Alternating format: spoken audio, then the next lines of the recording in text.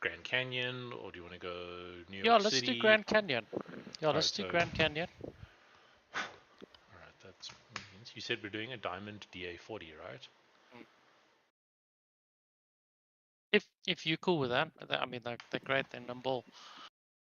They've got a lot of juice without Yeah. the second engine. Alright, so we are going to take all.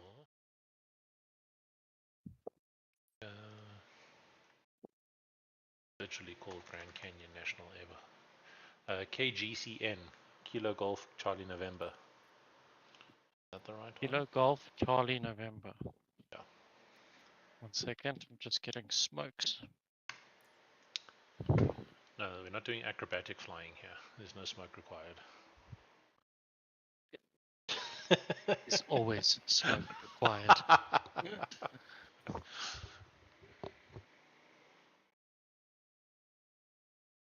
Sorry, what was it again? Kilo Golf Charlie November. Charlie November. Can take off.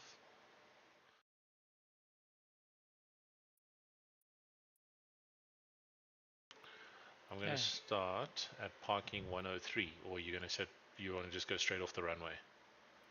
Ach no, we can do startup. 103. Yeah. I'll do 104. Okay, cool. Let's go set this departure. Let's see how this goes. Nope. Because obviously they've changed so much in this game that now you got to work out how to use the pushback services. I mean, mine's loading in hundreds of aeroplanes here for. Oh, it's also nighttime. That that will have to be I adjusted. changed mine to daytime. I'll have to do the same thing because it's so dark. I actually can't. I can't even see what's going on my screen here. It's just like. Oh, okay. I'm looking at the sky. Oh, you got to walk around your plane and do that like pre-flight inspection. You got to work out like. I don't know. What is the pre-flight on this thing anyway?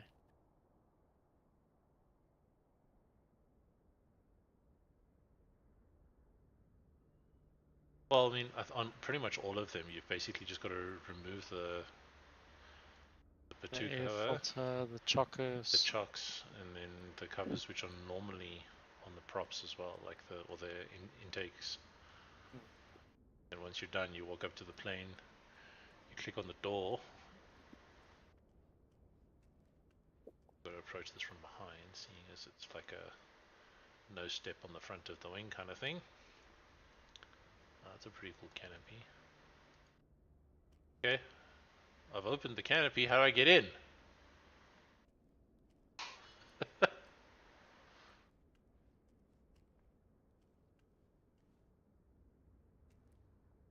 Yeah, same story.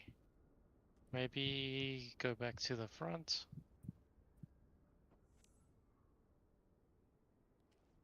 Interacting with everything I can click on, just in case it's got to be.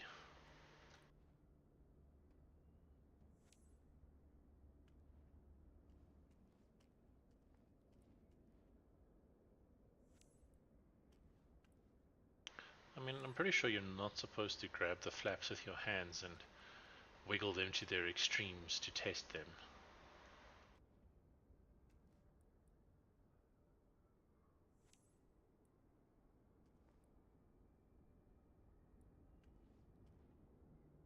Maybe it's the other side we need to be in. Definitely. Well, there's a person on the other side of the plane. Yeah, I know. I literally just walked over the wing. Oh. Oh, look at that. Okay. Uh. Strange. I mean, there's probably like a keyboard shortcut to like just climb in the plane. Control.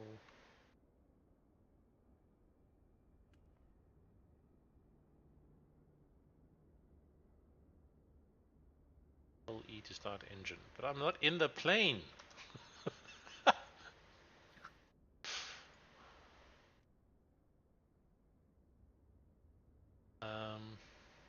I'm gonna have to check the settings because if I push Yeah, Control E and my plane flies away from me. cabin lights, toggle cabin lights, cockpit.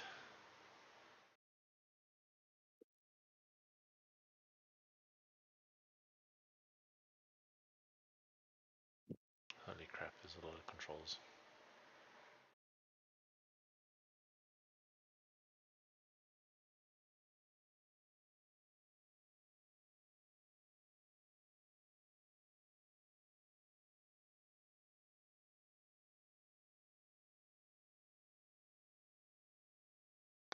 I don't see anything that says like enter cockpit or enter cabin. Then I think let's end flight and then try Just another starting on the plane. runway. Yeah, we could do that as well. Okay. Well, that was a good first flight. 6 minutes of pre-checks logged. Pre-flight. Yeah. All right, so I'm just going to click on 03 and say set as departure then. That is very curious.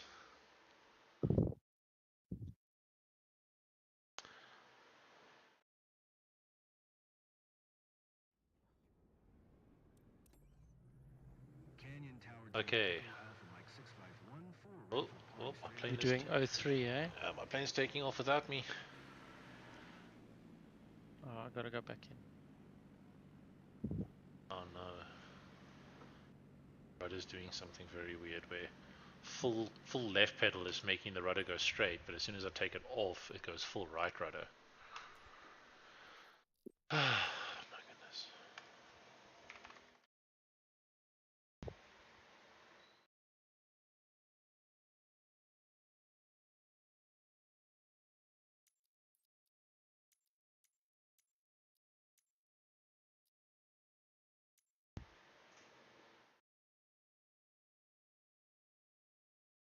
Oh, cleared for.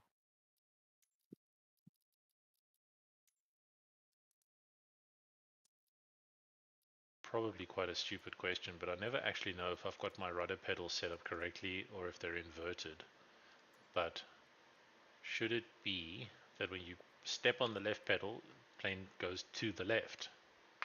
Yes. Okay, that's what I thought it should be. Okay, I'm in the sky.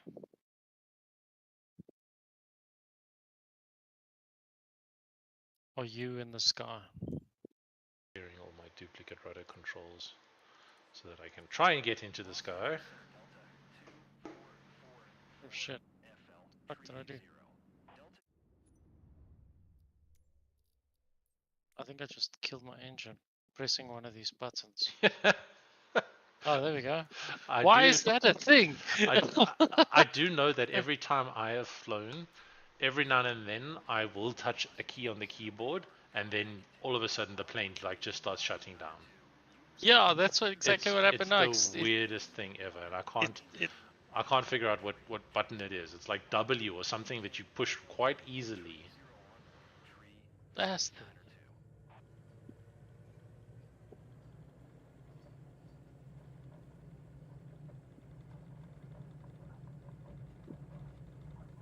Got a little bit of speed.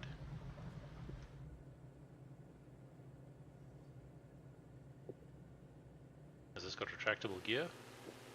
No. Okay. no. Alright, I am in the air. No idea where you are though. I am. Do you see Grand Canyon Visitor Center? Like I'm to the north of the airport. Okay. I have a airport in front of me. It's just not showing me its name.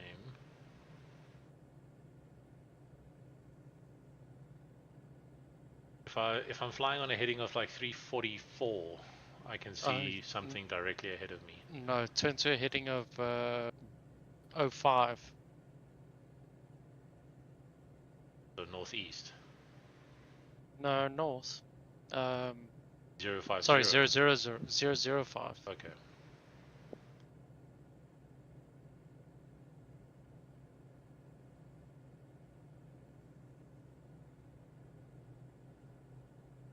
Laps.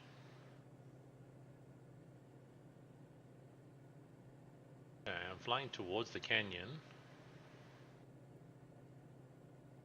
Like, I don't see you on my mini map in the game, which is annoying because either that means that. Because you see, the thing is, because we didn't take off together, we're not actually sure. I'm gonna do a 360. Wait, push escape. There's things that we need to check that we haven't checked. Okay. I don't know where to check it, but remember last time we had to be on the same server. We go to online settings.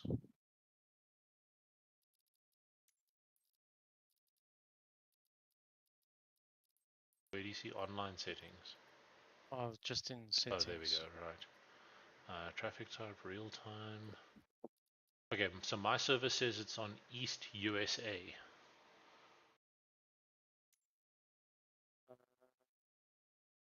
Server multiplayer service East USA 137. Yeah, Okay, so that's the same.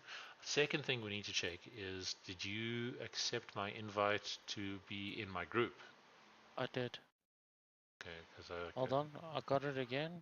because the first one was just an invite to be friends. Second one was an invite to be in the same group. Invite to group. There we go. Okay, group invitation received. But now, okay, let's go accept. Okay, so now I'm going to go back into the game. Hopefully you will pop up. I haven't crossed over the threshold to go into the canyon yet. I'm still flying on a heading of 5 degrees and towards like a very small town. Just doing circles. I think I see you on my map. What's your altitude? Currently I am at 9,000 feet. Okay, same. 9,200. Oh, there you are, flying towards me. Yeah, I just did a. I'm doing a circle. Yeah, okay. I'm going to maintain the same heading and then you turn around and catch up Yeah, to me. okay, I'm coming back. Okay, I'm going to throttle back a bit, try and keep it at like 100 knots. Okay, so still a couple hoops to jump through to actually do multiplayer. Yeah. It's not showing me like a label on your plane anywhere. Yeah, it's not showing yours either. It used to do that. Also, do we have no lights on? Because I can see you on the map, but I can't see you in. are you saying like I suppose real time. they? See, I can't see you on the the map in the actual aeroplane either. But I'm trying to just check where I can put all my lights. Okay, so the taxi lights. I'm just gonna put everything on.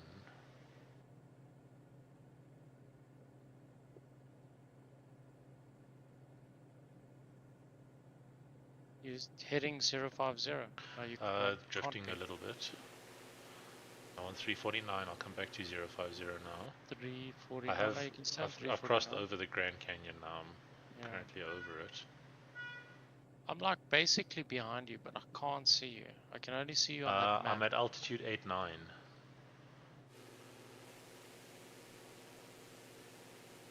Okay, I'm just going to go into multiplayer settings again. Battery 60%. See if I can find like a name tags thing. Air traffic in Korea.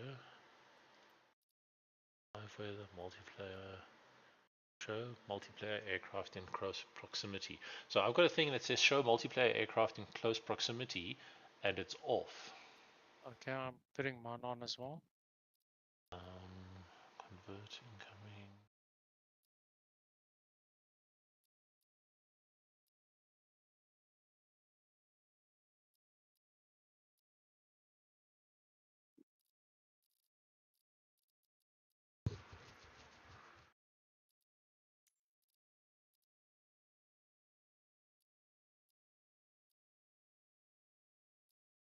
There's a under flight interface. There's a thing that says show traffic nameplates. Flight interface. Show traffic. Nameplates. Okay. You can actually bind that to a button to toggle on and off. Ah, there we go. I see you now. I can see your name now. Yay, there you are. Okay. Jeez, it actually gives a lot of detail, hey? Flight, Oh. distance, altitude. Alright, so Okay. where are we going to Lead the go? way. We're going to do I'm some gonna try canyon catch up diving. to you. Yep. I've throttled back quite a bit. I'm only going 113 knots at the moment. Oh, geez, I'm like 140.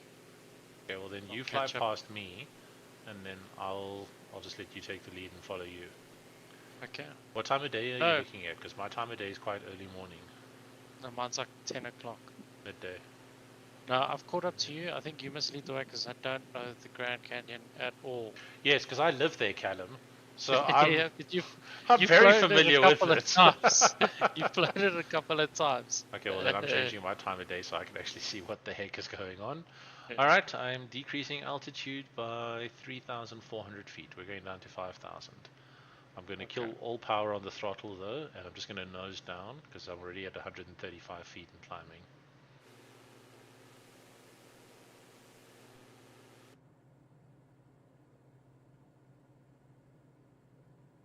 Passing through 7,000.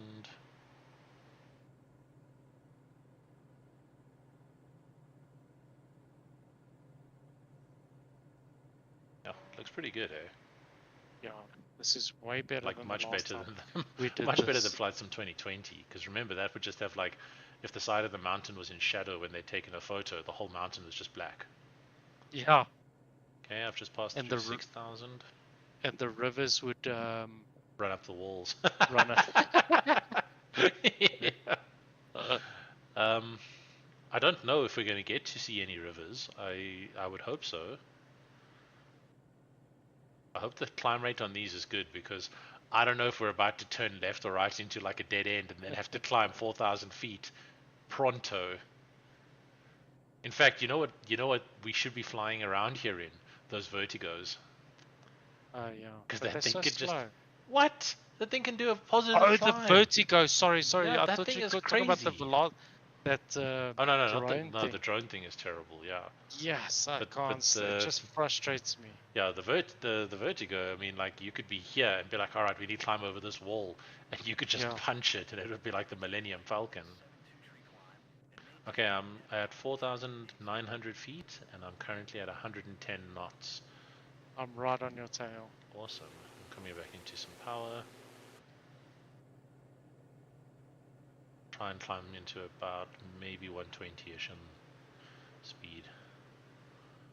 Again, I don't know this, so I'm gonna take this right gully, and hopefully we can come around this little mountain because it looks like you might be able to.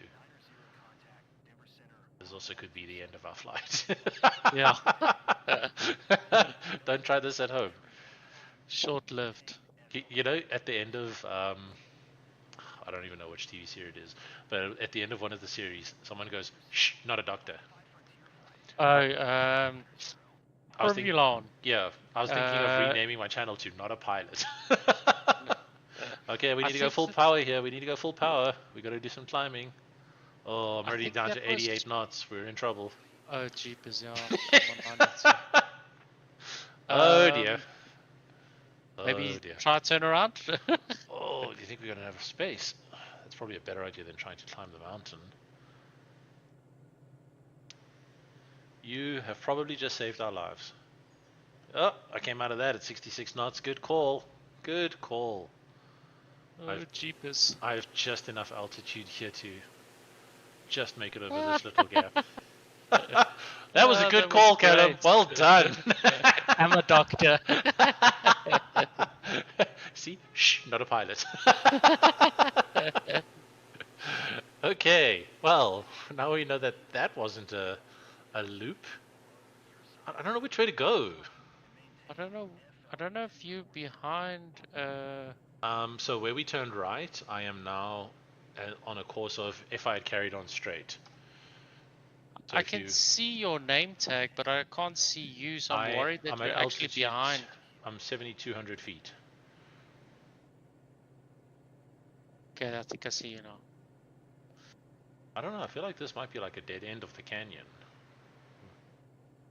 Okay, so where we entered, we turn around. All right. So all right. Well, let's just do a 180 now, and then you Well, leave. actually, let's get out and get a big top view, an Okay. aerial view of the place. Yeah. Maybe we can go and try and find some rivers and see what that was like. Mm. Man, it is so deceptive. Hey, you're just like, hey, I'm just gonna pull up and climb over this mountain, and you see your speed in the corner there just rapidly dropping, Yeah. and you're like, whew, am I going to make this? Because it's like your brain just doesn't comprehend the scale of the mountains. It Yeah. looks like you're just gonna pull back and go whoop over the top. But also video games, like that's what we do in video games, not in flight sim, Yeah. you know? No, I mean like Ryan's brother, he's a pilot, and every time I always talked about how great it would be just to fly down to the Drakensberg, stop for brekkie, come back. He's like, no, no, you fly around the Drakensberg. And I'm like, nah, you just fly over. He's like, no, no, you fly around the Drakensberg. And I was always like, I never understood it. It's caught me a couple times in flight sim where I've gone into a mountainous area and I've just tried to pull up and just bang into the side of the mountain. And I'm like, okay, you basically want to be above the height of the highest peak before you are even contemplating approaching it. Yeah. But what is the highest peak there? Um, I don't even know because I mean, Joburg's already 16 to 1800 meters above sea level, and then you are flying down. But the problem is that if you're flying along at 500 feet above ground level, and all of a sudden there's a 6,000-foot mountain ahead of you, at 500 feet per minute, you've got to be climbing for like 8 minutes before you can Yeah. pull level with that. And if you're going at 100 knots, you're going to cover a fair whack of distance. Like we did the Tugela Falls hike, which Yeah. is in the Drakensberg, and the top there was 10,000 feet. Okay. So, and I know that's not the highest point of Drakensberg. And remember how thin the air is there for engines and stuff. Okay, what's your altitude now? I am currently at 10,500, but I'm trying to slow down because it looks like your name is like way above mine. I am at 11,500. Doing 100 knots. I don't quite understand how to control this plane because if I pull back on the throttle, my RPM stays at 2300. So it's very confusing. Yeah, it's flashing red the whole time. Yeah. So I've tried decreasing the throttle and it's not making a difference, which makes me wonder if this is one of those planes where it's just like a variable angle on the prop. I don't think on the prop. I think there's the air fuel mixture you got to change.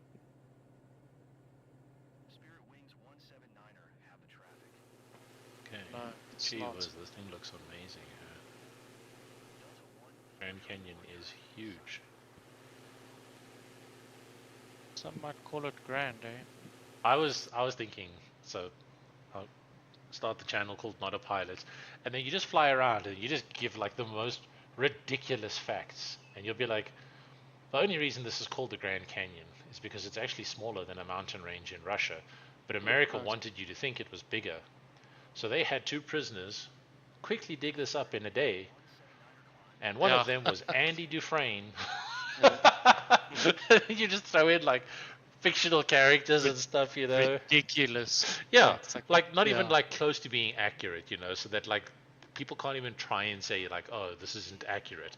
I'd be like, yes, because Andy Dufresne was in the Shawshank Redemption, and I know he didn't dig this in a day with a spoon. Yeah.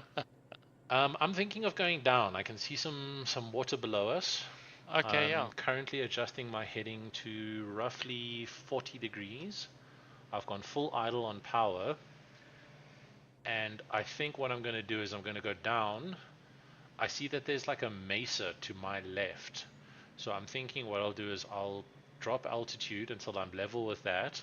And then actually circle, well, just like an outcrop on the mountainside.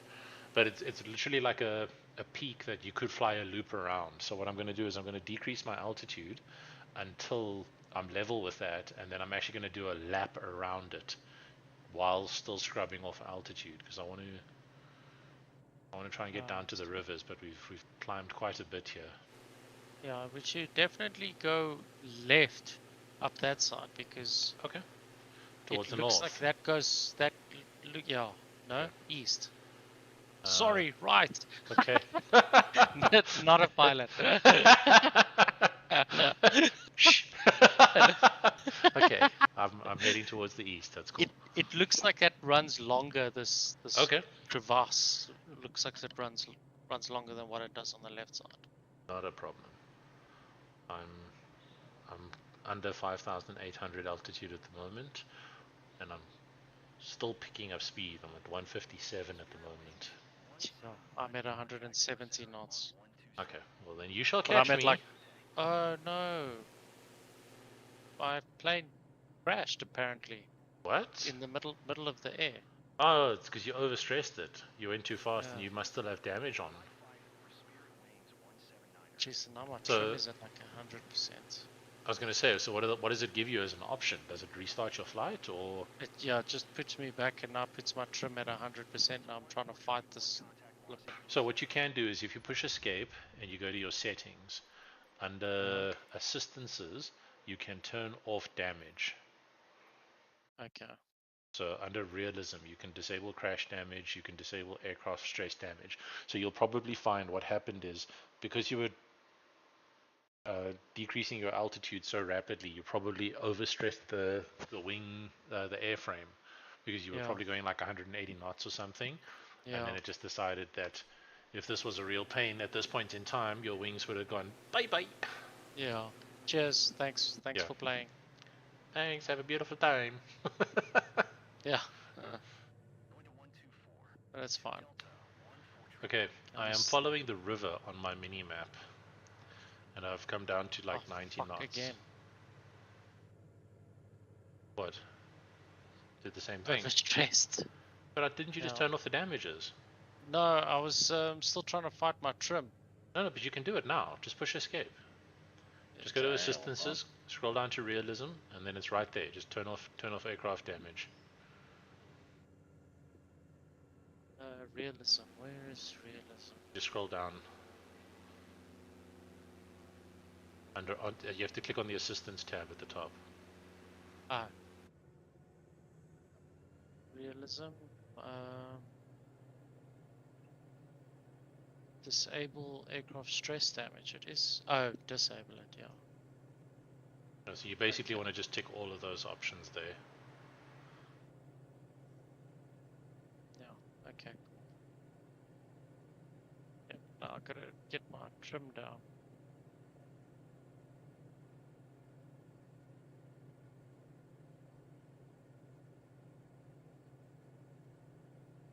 If your trim is at like minus 100% and it keeps on trying to throw you into the ground, invert the plane, and it'll push you up.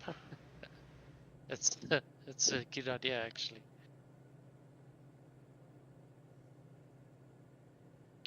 Okay, you've just flown above me. I am at your 4 o'clock low. I'm 4,300 feet. Yeah, 4.8 and declining. Yeah, so I actually did like a circle there just to let you catch up a little bit. And as I was banking right, I could see you. So you're ahead of me now. I'm just gonna hoy here.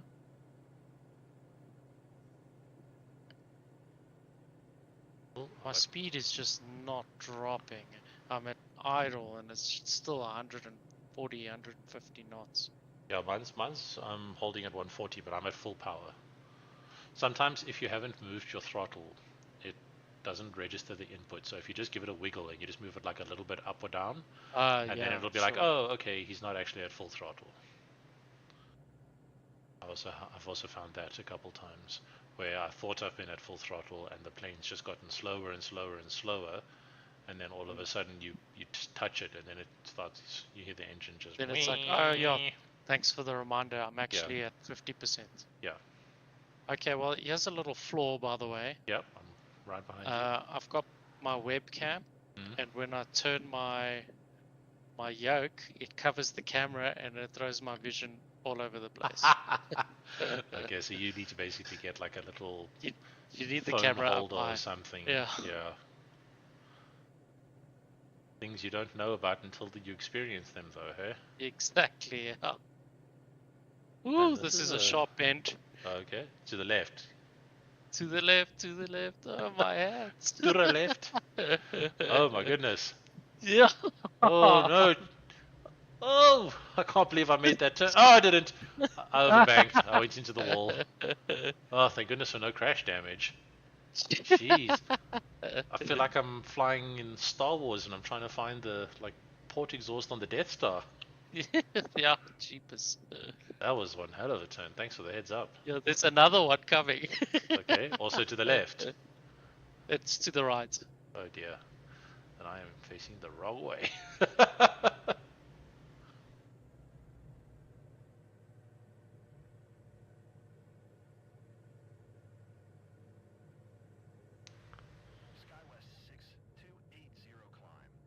You're still close behind. I haven't seen you for a while, but I also only have like 10 to 20 meters of visibility through this canyon. I think I've just done the super sharp right-hand turn. Yeah, I think you're still on, still behind me. Yeah, yeah. I'm down to 17 knots, so I could be dropping back a bit. Let me give it a bit more juice. Which I don't understand what it's doing because my plane still stays at 2300 RPM. Yeah. Yes, I'm getting a lot of glare off the windshield. Yeah, me like too. when I It's fly into the annoying. shade of the mountains, it's actually like quite a nice break from just. It feels like you're flying through a dust cloud the whole time.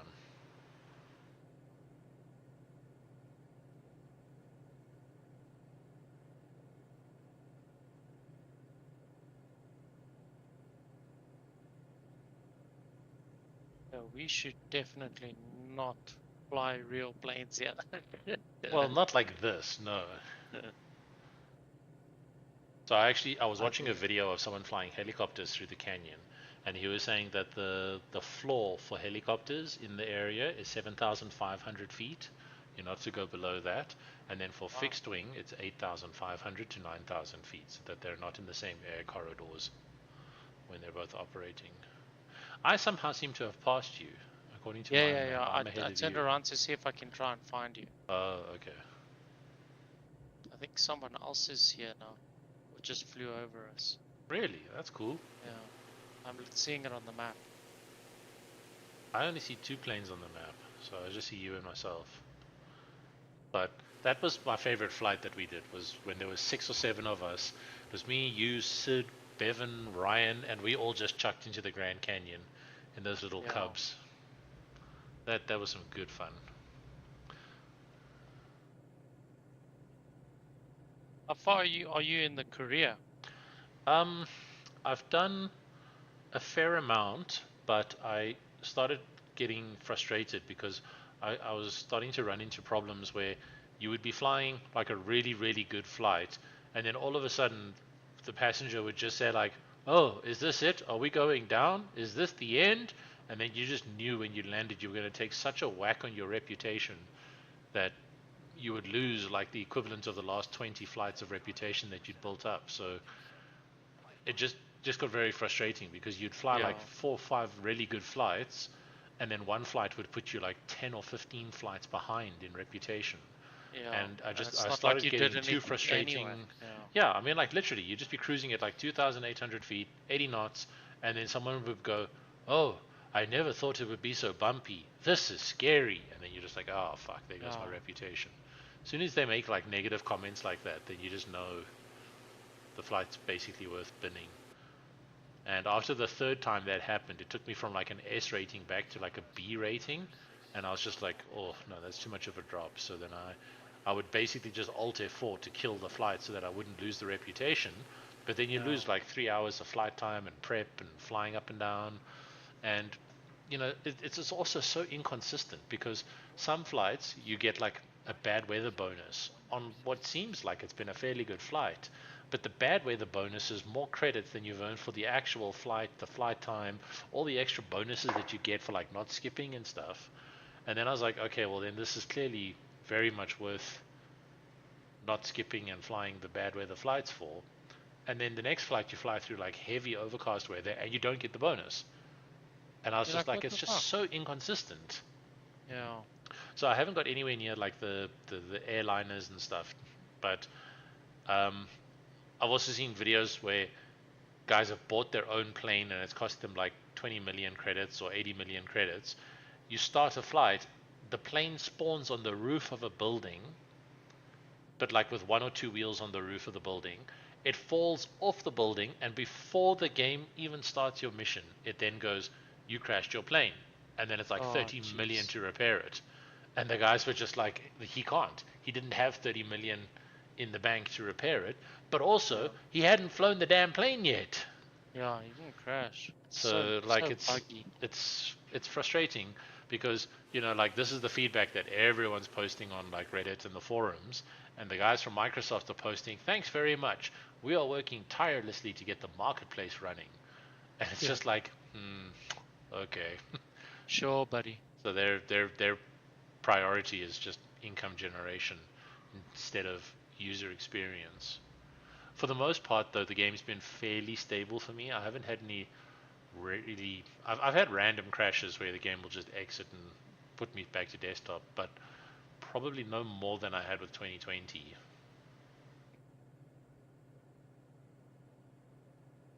I've done a lot of the helicopter missions though. I've been enjoying those. I finally watched a video yesterday where someone was like, the best tip you can give someone who's using like racing pedals for a rudder is that you need to go into your software and set it to combined input, so that it thinks that the accelerator is the right half of the axis and the brake is the left half of the axis. Oh, Otherwise, you've that's cool. got too much movement on both sides because then you can push both pedals and Yeah. it's just kind of like overwriting each other. Is that what you're using I've now? now been yeah, so I'm still using my racing pedals, and it's made my flying on the helicopters quite a bit better. So like when I'm flying around in like a little Gumbriel or Oh shit. whatever. I just crashed into a mountain. Now I'm on the ground. Oh, I saw you there. Let me just take off from here. Yeah, why not?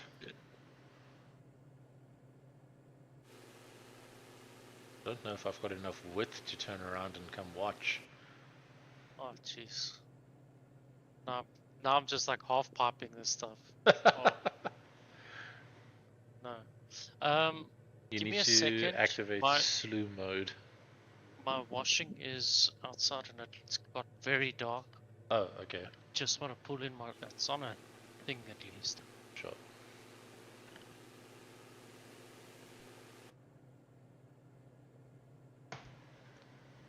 2 seconds.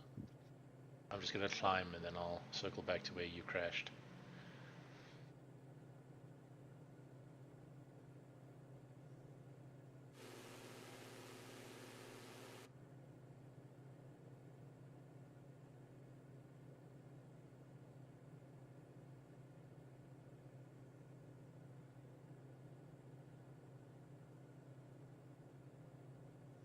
Yeah, it's in. Okay, that was ridiculously fast. And I said it's on a rack. I know, but I mean, like, I didn't expect it to be like at the other side of the room. Yeah, basically is. Okay, well, you Okay, so said I need to activate sluice mode. yeah, slew mode. I don't know if the keys changed though. I think it used to be Y in 2024, and then it would let you like push a button to increase the altitude of the plane. So you might need to go and check the controls quick and just see what activate slew mode is. But then when you're in slew mode, you need to check also what the control is to move the plane up and down.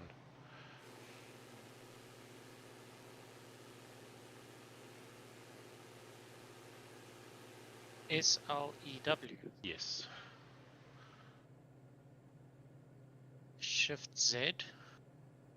And then. And then ideally what you want is you want to be able to move your plane up. That's basically the only control you need, because what you can then do is you can just add 1,000 feet to your plane and then when you turn off slew mode, it basically like just drops you back into the game at that altitude. So if you're quick, you can kind of like try and catch it a little bit. And Looks you know, like sometimes it takes you like a little bit more. Slew translate up is E. Check here. Oh no. I just crashed next to you. Okay, so you said it's Alt Z, yeah. No, Shift Z. Shift Z, yeah. And then E. Oh, it's not working. That's mine got a different binding.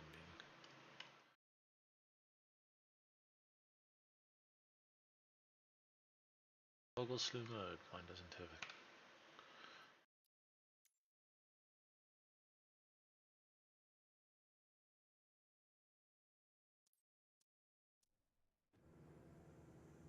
United 1246 contact Denver Center on 127. 55. Good day. 127. 55 United 12. Delta 474, you are 300 feet above your assigned altitude. Descend and maintain FL 220. Yeah, what altitude are you gonna go to? I just went to like 6600 because I wanted to be clear of the canyon walls. So I'm just basically going to circle back.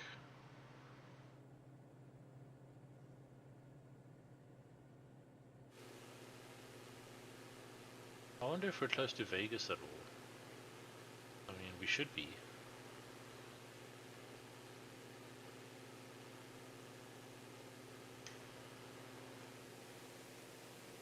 The current altitude is 6900. Well, 7900. Should be directly above me then. Oh, there you are. Got you. I don't know where you are. I'm on your 6.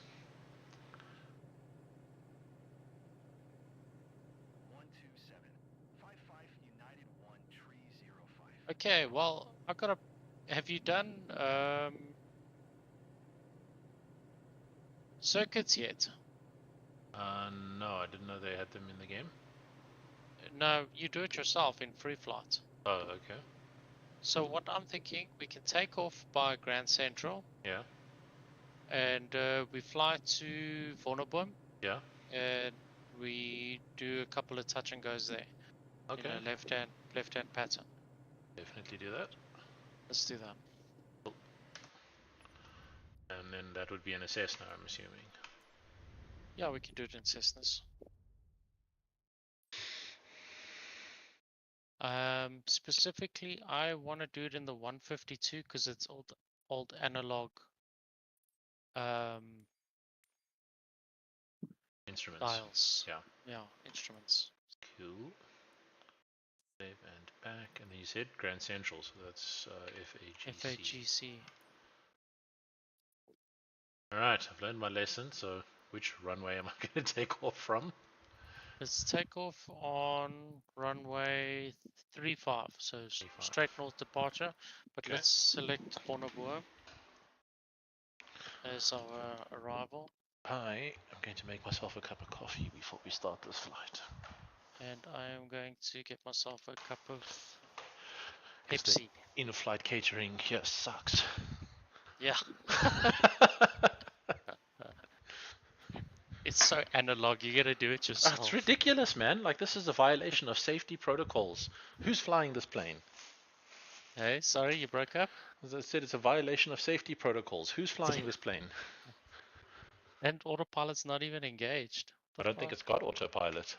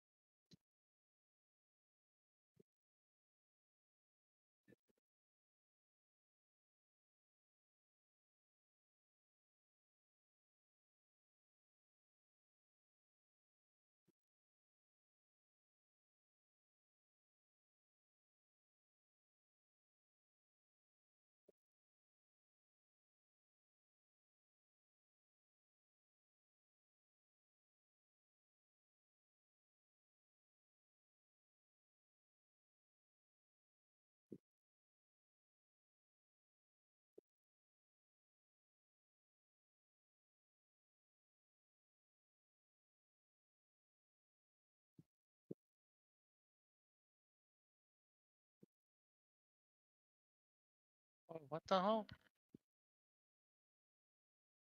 What? My plane just started flying away. I didn't even click on ready to fly. Yeah, well, I'm gonna just See, now you click know what ready this to is? fly. This is Microsoft Azure listening to you, and it's like, I'll show you autopilot. Yeah, yeah, that You tell AI me is I can't fly. advanced. We shall see. What's that guy from Captain Phillips when he hijacks the plane, the ship, and he's like, "Look at me, Look at I'm me. the captain now."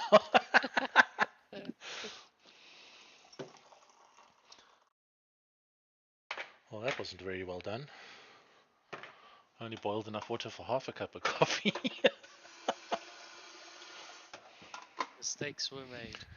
Yeah, and I was like, "Nah, it's fine. I'll drink it." And I'll be like, "I can't do that because I put enough coffee in for a full For a whole cup." cup. Oh, now the kettle won't boil because it's just boiled. Dang nabbit.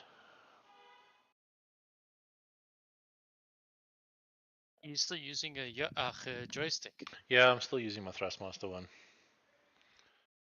It's a bit expensive to just buy all the different peripherals. There's massive thunder here. Really? Lightning here. Wow. Jeepers. I'm hearing it through my headphones. You need to shut down. No. There's a lot of wind here, and if I look out to the north, it's cloudy, but I don't see any like really hectic weather or anything. It's been threatening to rain all day. It just damn well hasn't.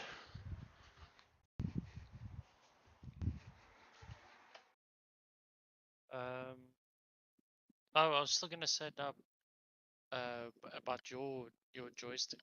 That's something I want as well. One of those like a Thrustmaster ones.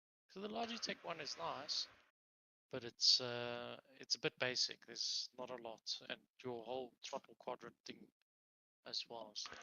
So having used the Logitech X56 and the Thrustmaster Warthog, I definitely have some opinions on the two. The quality on the Thrustmaster is fantastic. The fact that they're both metal and they both weigh 5 kilos, they don't fly around on your desk, and they feel proper. The Logitech feels very cheap because it's very lightweight plastic.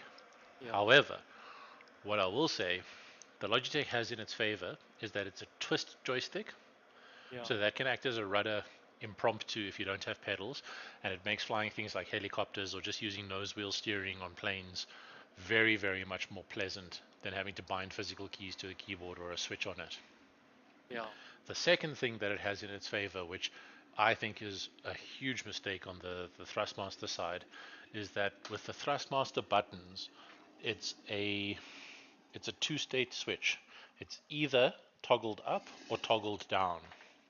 Whereas on all of the Logitech switches, they are, I'm not sure if it's the correct term, but they're all like temporary or short-term switches. So they're all in a center state, and you can click it up, but then it returns to center, and then you can click it down, and it returns to center. And why that's really nice is because you can now use one switch for flaps. And every time you click it up, it'll increase your flaps. And every time you click it down, it'll decrease your flaps. Whereas on the Thrustmaster, you can only set it to flaps all the way up and flaps all the way down. So you lose that like fineness in control. Yeah, sure.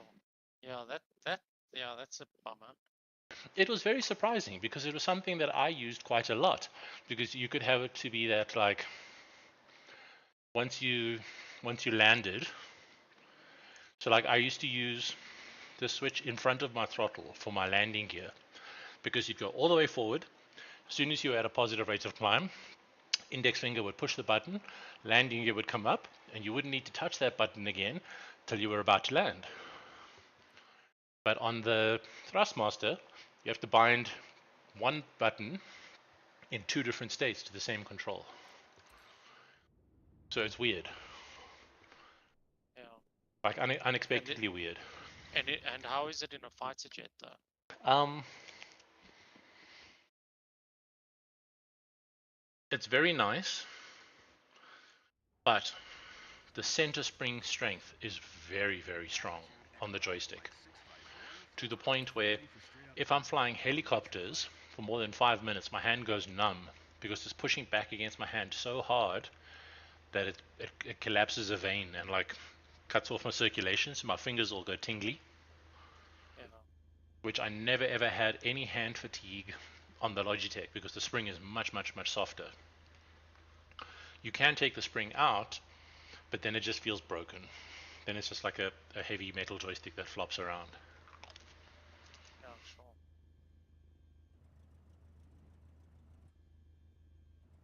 Okay, I'm on runway 35 facing north. Cool. Are you ready? I am ready. Go. Oh, there you are.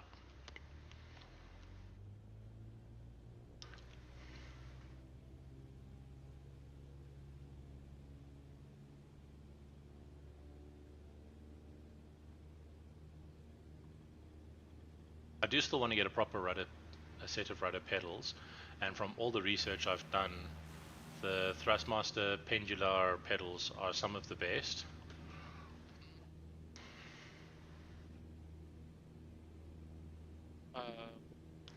But they're like 8 grand. Oh, really? That's very expensive. I can't, you know, that's the thing to me. The fucking rudder pedals are. What's my flaps on? Down. Rudder pedals are as expensive as the yoke and fucking. If not more so, throttle yeah. quadrants. Mm. That's crazy to me how expensive they are. But listen, it is a game changer. I believe it's one of the peripherals that makes the biggest difference. Okay, I forgot to set Wonderboom as my destination, so I'm going to let you fly past me, and then I'm just going to trail you the whole way there. So I'm throttling back, I'm at 70 knots. I see you are to my right.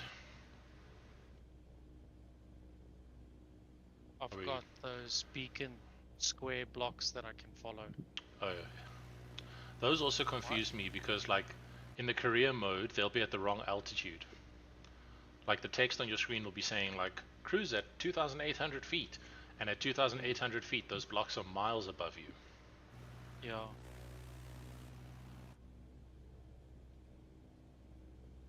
Flaps. No, my flaps are. Because I'm currently heading towards Aeroport 57. Yeah, that's what we should be heading towards. We're gonna turn right in about 20 seconds. What the hell's going on? My system so. Ooh, I think I just heard some thunder. We're gonna turn right to a heading of, I'll tell you now, as soon as I. Yeah, it looks like. No. Yeah, it looks like 30 degrees. Yeah, 30 degrees. What altitude are you at? I'm at 6,300. You? Oh, I'm at 5,700, so I'll need to climb a bit. Yeah, let's try get to 6,500. Okay. Yeah, now it's raining. Oh, good timing with the washing. Because I see you're at 6,400 feet. I am at 57. I'm going to be going a little slower than you because I have to climb, so maybe just throttle back a little bit because I'm only going 70 knots as it is.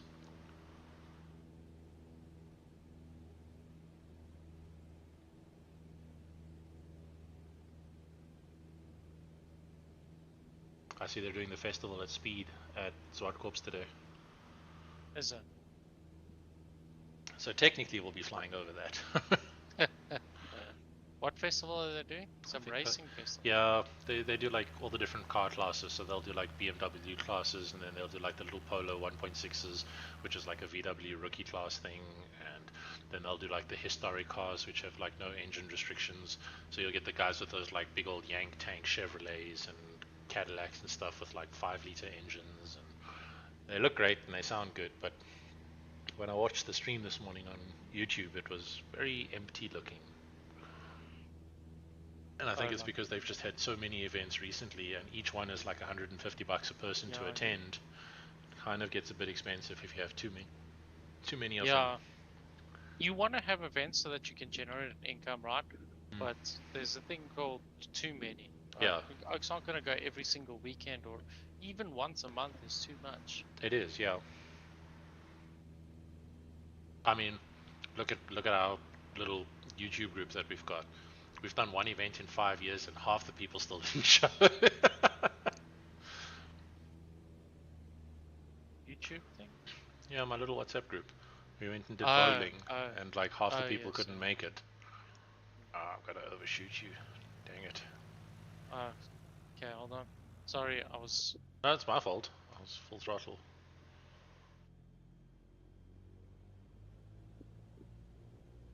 Okay, I'm catching up. Okay, I'm gonna start. Let me just gain some altitude. Coming in hot.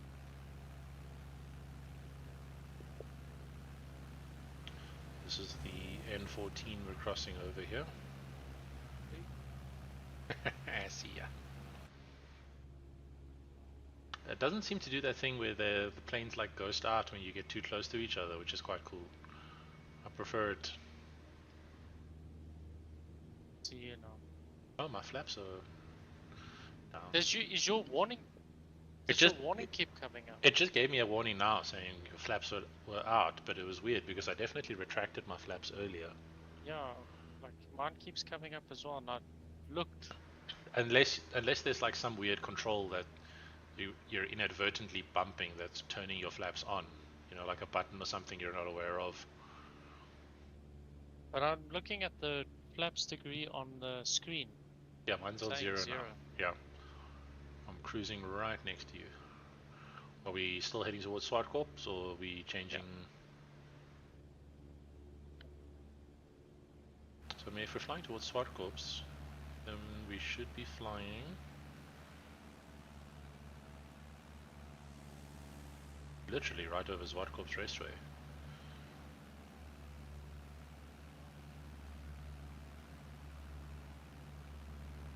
Are you streaming this, by the way? I am, yeah.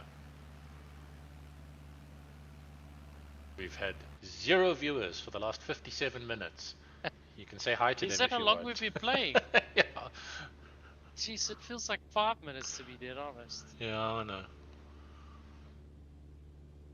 That's always the problem, though. Viewers. No, the fact that it feels like you've been playing for 5 minutes, but it's been an hour. Lightning is hectic, yeah. Oh, we should put real world weather on, and then we could be flying through that weather. Oh, jeez, in this this little plane. 152. you put the real world weather on, and then all of a sudden you're like, why am I in Bloemfontein? Yeah. Well, a gust of wind caught you and threw you around. When was it? I think it was Valentine's weekend. I set up my... That's where I decided to put my computer in the lounge and put the TV on. Use the TV instead of the monitor. I forgot to change the weather to clear skies, and then I used real world weather. And it was cloudy and a bit rainy that weekend and stuff. And I was in this 152. As I took off, it just went berserk. I could not keep it under control. Yeah.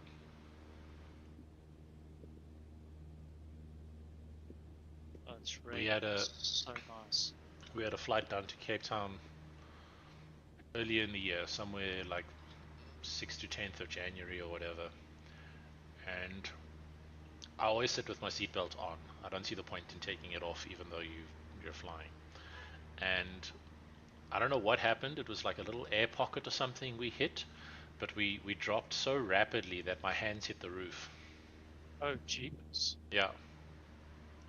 And like, but that's why you Angela was like, she lifted out of her seat as well. And I was like, yeah, I did too. I had my seatbelt on pretty damn tight. But that's why you got to keep your seatbelt on. 100%. There was no warning. It was like we were just flying along. Everything was great. And then, bam! It just dropped. Wow. And I've noticed now that like the second we fly into clouds, the plane just shits itself. It's like the turbulence just kicks in. As soon as I can see cloud come over the wing, I brace myself because I'm like, yeah, this plane's going to start bucking us.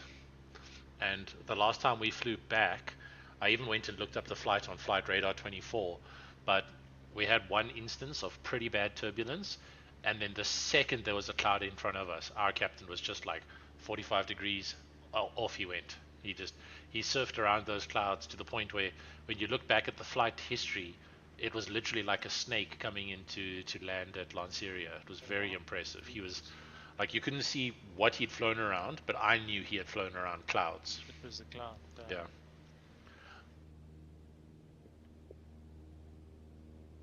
Okay, we're at 8 nautical miles.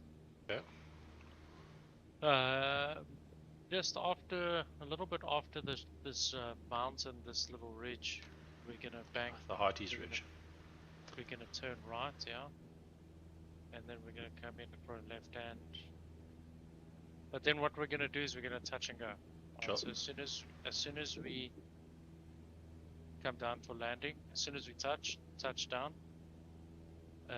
put your flaps up while on the runway, and full throttle, and then we take off. And then what we'll do is we'll fly in like a left-handed pattern, Yeah. which is basically a rectangle around the airport, Sure. the airfield. Sorry, when you said circuits, I thought you meant like those Red Bull air pylon. No, jeez. Because I think they put that in the game. Yeah, I need way more practice for that stuff. I tried that on the best way to learn. Which one was it? Flight Sim X. Yeah. And he's like, I couldn't do that. Are you moving your plane up and down like that, or are you catching wind? Yeah, I am. I'm a little bit hard with the. Okay. Because I was like coming up behind you, and all of a sudden it was like you were a mosquito and someone had slapped you out of the sky. You just went bang off the screen.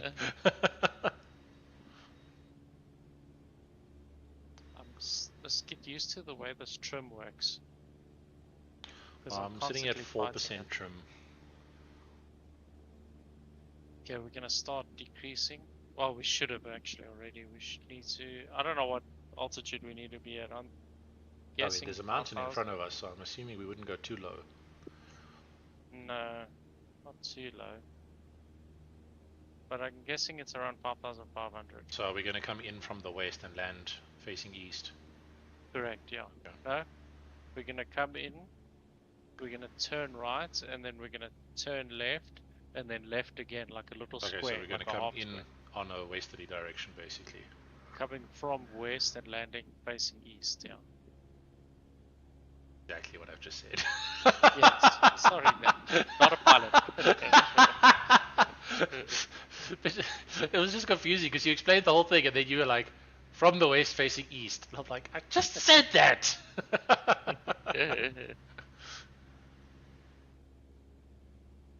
I also find that like I use the throttle to play around with trim. So if I'm flying and all of a sudden the plane's just climbing too much, then sometimes I'll like pull back on the throttle a bit and see if it levels out.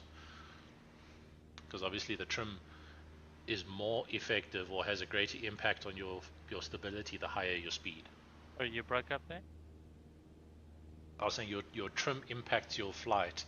Oh yeah. The higher your speed.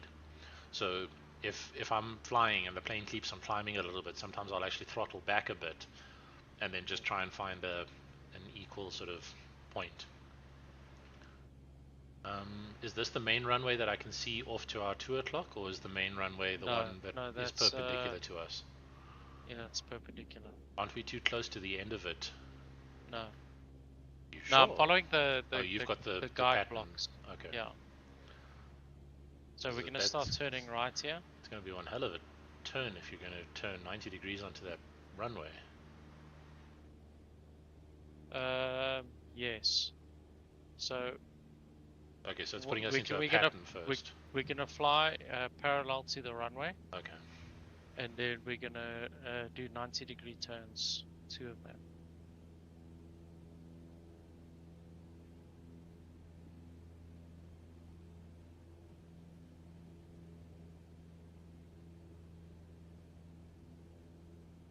Suppose we can start using flaps.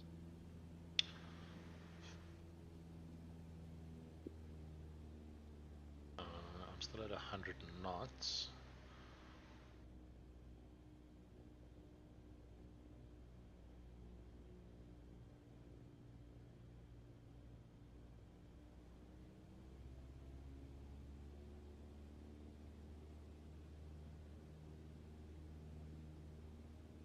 This is a very, very nice plane to fly.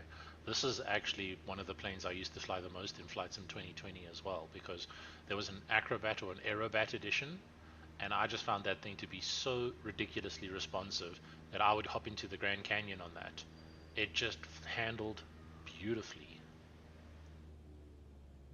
I saw a video the other day on Oaks doing loop-de-loops and barrel rolls in a 152. I'm like, That might be can't believe.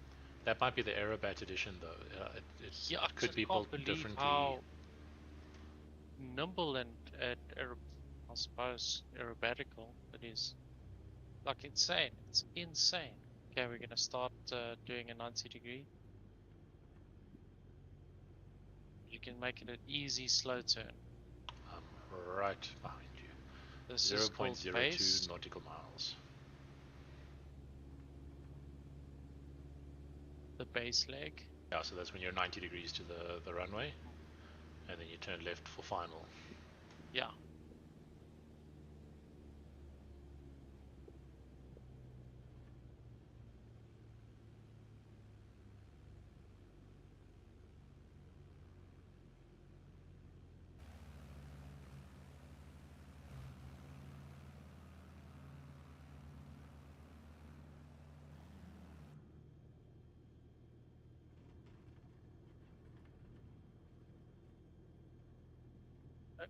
Turned a little too soon.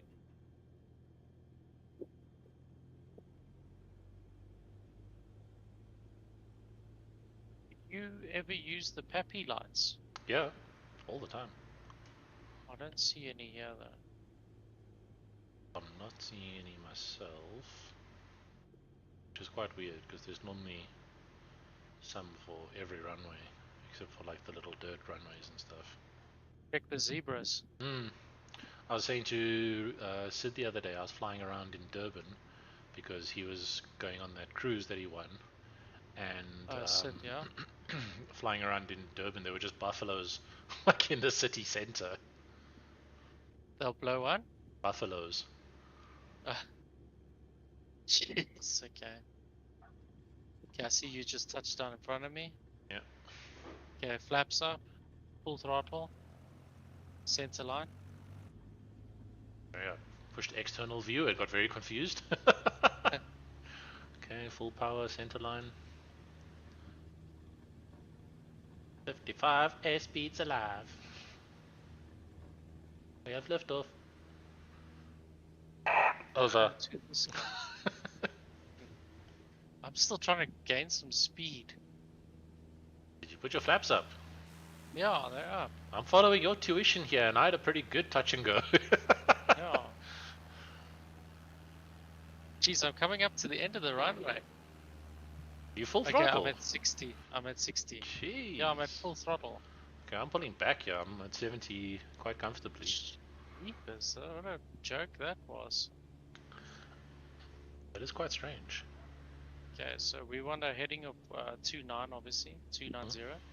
Same as the runway. Yep. And then what we'll do is, as soon as we've gained, I think it's like 500 feet or whatever. I didn't see what altitude the I runway wasn't was watching at. either. You're at 4.3, so let's call it 4,000. So we climb to 4,800. Okay, 4,000. So let's go 4,500. Okay. And then turn 90 degrees to your left. Okay, so we'll be on a heading of roughly 205. Yeah, I'm at 4,500, so I'm going to start my turn. Yeah, I'm at 4,500 almost. Oh wait, I'm going to go behind you.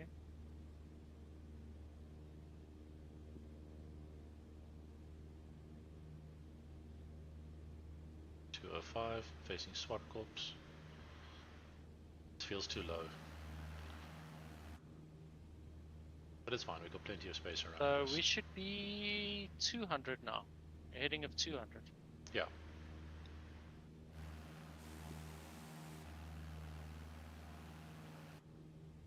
And then what we want to do is we want to keep an eye on the runway when it's at around 8 o'clock, 7 to 8 o'clock behind us. Past my 9. Okay, then you can it's go at at 8, 90 so I'm degrees. going to turn. That should be putting me to roughly 110 degrees heading.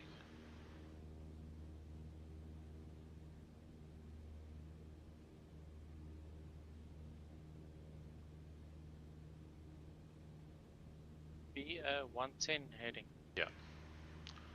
Yeah, I'm now flying parallel to the airport. I've got a very cool little like cartoony livery happening on my plane here. Like it says vroom on the side. Like it's quite enjoyable to look at. It's like it says zoom on the body, and on the wings it says wow.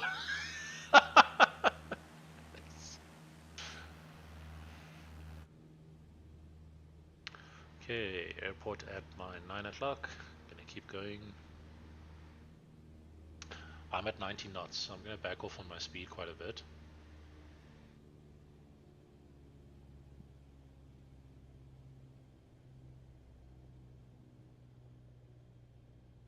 And same thing, if you see the start of the runway at a 45-degree angle to your rear quarter.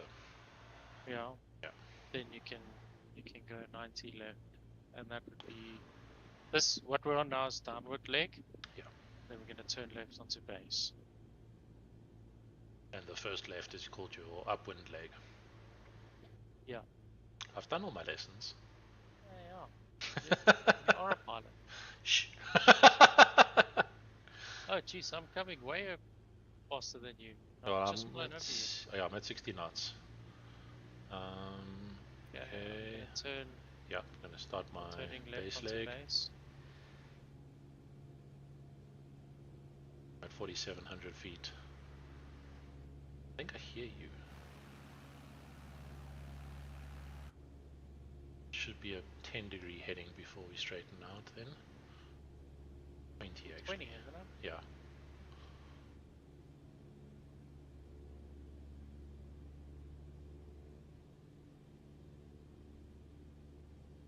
I never really know when to turn onto final though. I'm assuming you would do that before the runway hits your 9 o'clock. Depends, right, if you've got a crosswind. Yeah. But, yeah, I'm also not sure. I want to turn when it just passes my wing strut.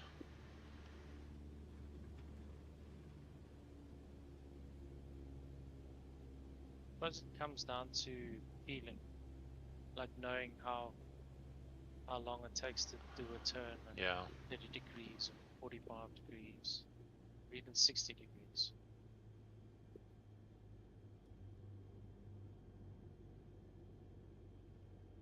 Oh, bugger. I'm going to overshoot you. Sorry, don't tell air traffic control. How rude. It's not my fault. Gravity loves me more. Alright, touchdown, flaps up, center line, full power. Full throttle. Yep, I'm already north of 60 knots and lift off. Let's do right pattern. What are you gonna say? The right hand, yeah. Yeah. Okay, so that was, I'm gonna call it 4,100 feet. So we'll go up to 4,600. Oh yeah, it's 4088. So yeah, let's say 4,100. Okay, so I'm gonna climb to 46 then. Yeah, 46, and then on the upward leg or downward leg. I think when it's, I'm not sure now. Let's do another 500 in the upward part. So so you climb in those. Yes, yeah. But then you've got to descend from 5,300 all the way down to 4,000 in quite a short pan. Yeah. Okay. Are you still on my 6? Am I going too fast? Yeah, no, I'm on 6. I'm on 76 knots. I'm at 78 knots, 4,700 feet. I'm going to start my turn. Yeah, start your turn. 290 plus 90 is 370, so I should be on a heading of 10.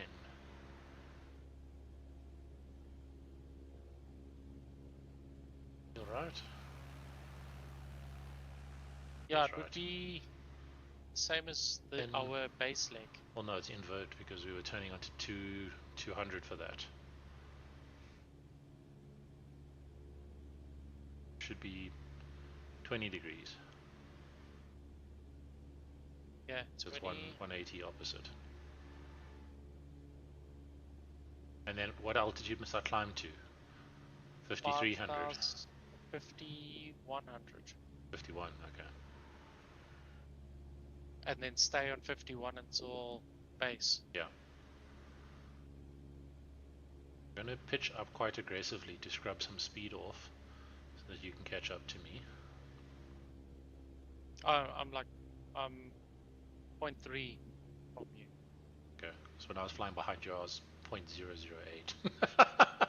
0.0? Yeah, 0.08.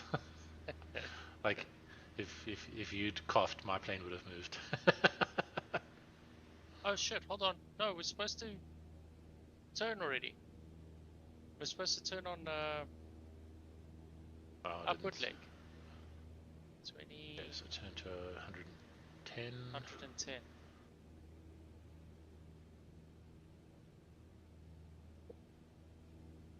Not too far from the runway, so I think we're okay.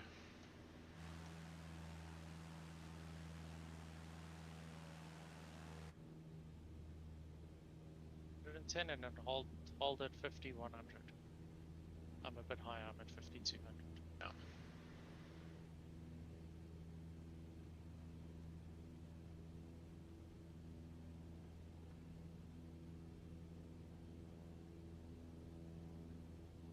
I actually really like the detail it gives for the player name.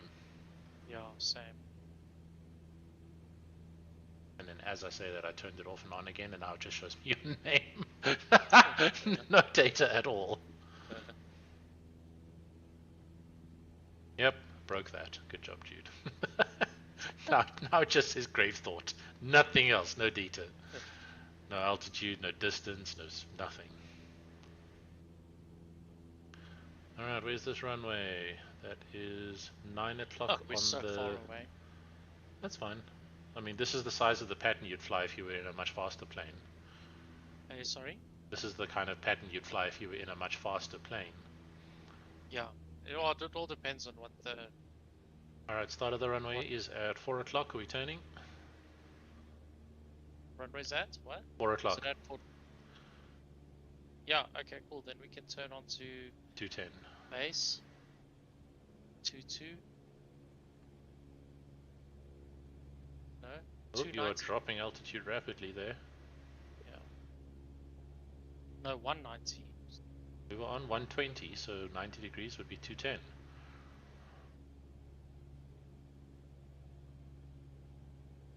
That feels too far. No, it's not. No, it's one. I'd say 200 or 205 feels about right to be perpendicular. I'm looking straight at... Oh shit, yeah, I'm wrong. Oh, sorry. It's supposed to be 210, but it doesn't look right. Yeah, I'm just flying straight towards Varticliffe Air Force Base, and then as soon as the threshold of the runway passes the strut of my wing, when I'm looking right, I'll make my turn, because then that lets me level out quite nicely. This has been a lot more fun than flying around on my own. It's great, huh? It really is. But it's so cool. We need to get more people to join us. Yeah. I think the only way to do that is going to be to get them to use the Game Pass, because it's too much for the people to buy it. Xbox Game Pass. Oh yes, yeah. Because it's just too expensive for them to buy it. I've turned on to final and I don't see you. Oh, you've overshot? I thought I was on the right one, but I was not. So I had to.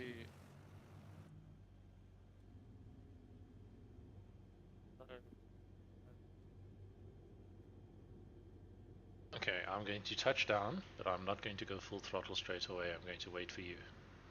What are you gonna do? I'm going to stop on the runway until you come in, and then as you come in on final, I will floor it. I'm on the runway. Oh, I'm bouncing. Okay, are we doing another flight? Let's go to Lanceria from here. From here. Cool. Yeah. should be able to figure it out. Yeah, we turn left. Pretty much. Alright, are you at full throttle? Yeah. Okay. Giving it gas.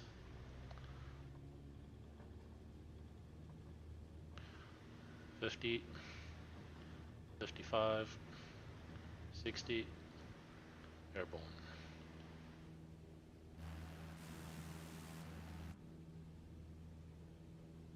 I made sure to use the entire runway. You're still struggling to accelerate though. No, I was almost at 100 knots on the runway. Oh, okay. Up to your right. Up, see you. Just went above me there. Nice.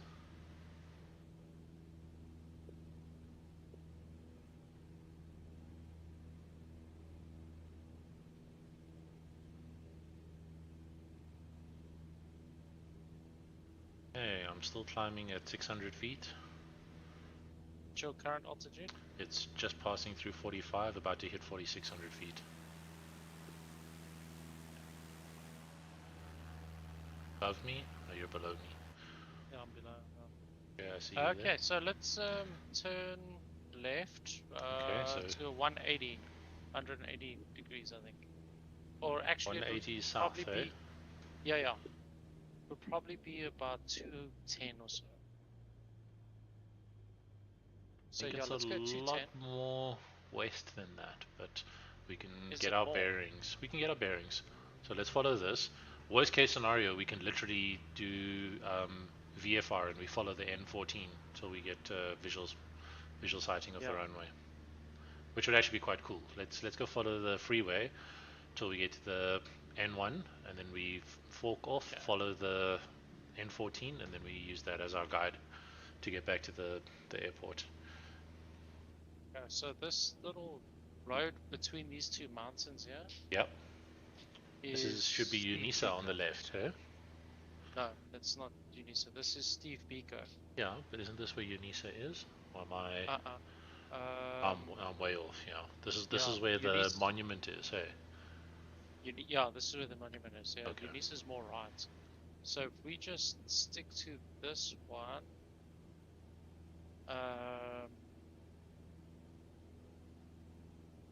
hold on. Do you want the N1? Well, we got to get to the N14. So basically, we're just going to keep following a southerly direction until we hit the road that runs perpendicular to us, and then we can chase that.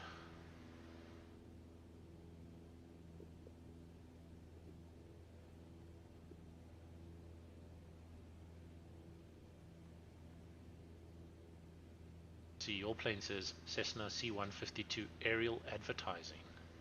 I wonder if that means you've got a hook at the bottom to grab a banner. Maybe. Don't take this the wrong way, but I'm going to come have a look at your bum. No, you broke up, sorry? That's probably for the better. Did you really not hear me? I really didn't. I said it keeps cutting out. I said don't take this the wrong way, but I'm going to come have a look at your bum. It breaks out every time you say something. Excellent. I can't see a hook on the bottom of your plane, but maybe it's like a retractable thing. Yeah, maybe there's like a retractable hook that... Oh, it is there, yeah. I can see the rod on the bottom of your plane to hook a banner up to. Yeah. That's pretty cool. I like the fact that, I don't know if you've got the same visuals that I do, but like in front of me there's like 4 or 5 smokestacks, and there's actually smoke coming out of them. Yeah. Like that's a big improvement over 2020 for me. Because even now when you take off from OR Tambo, the power supply power station in Asando it's got the proper smokestacks there, and that's also it's such a massive change over previously where it was literally like, I don't even know what to call it. It was just like a little hut on the ground. No, they've done a great job with this version. I mean, I didn't even know there was a power station there. I don't think it's a power station. I think it's just some factory. I think it's like it's got the cooling plastic towers or there. The cooling towers might be inaccurate there. No, mine are little cylinders. Oh no, mine's got the full-on power station cooling towers behind it. No, Let me this send one you a is... WhatsApp quick. Yeah, I'll show you on fucking track view. Turning your head. Oh, there! It literally just popped up. It's probably limited by like internet speed or something. Yeah.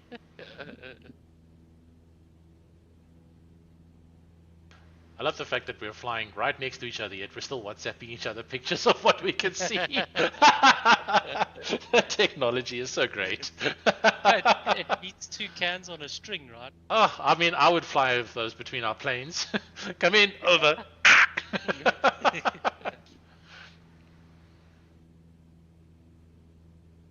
Oh, can you imagine?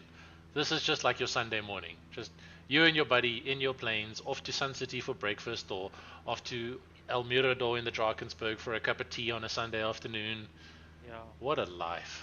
What a life. Oak's living the dream. Ah, man.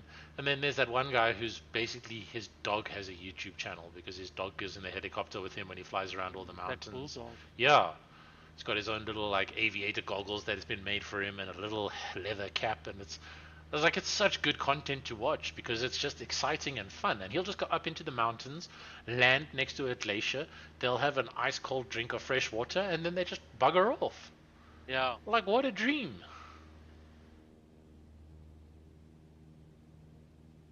Okay, I can see Grand Central off at 2 o'clock, which tells me we should be coming up on the main road soon. Do you see that line to the right of it? That yes, white line at the top? It's either that or that's going to say Aeroport 57 again. Sorry, but you broke up? That's it's either Lanceria or that Aeroport 57 that we could see when we were flying out of Grand Central. Yeah. But the tower that is directly in front of us on this little copy is across the road from Zwartkops Raceway. So as we come over this, you'll see the raceway on the right-hand side, and then immediately on the back side of this mountain is where the shooting range is. I don't know why it keeps cutting out, Jude. Like, could just be where you talk and then it just cuts, and then you continue, then it cuts. I don't know if it's an issue on my side. Maybe it's not transmitting correctly, or I use ironic rain. So. Oh, well, I mean, it is raining, so it could be washing your signal away. Oh yeah, it's getting very dark to the north now. I think your weather's coming this way. You've gone quite a bit further to my left. I'm flying right over the little tower by the racetrack that I was talking about. Not the sea. Oh, there you are. Yeah, I can actually see Zwartkops Raceway.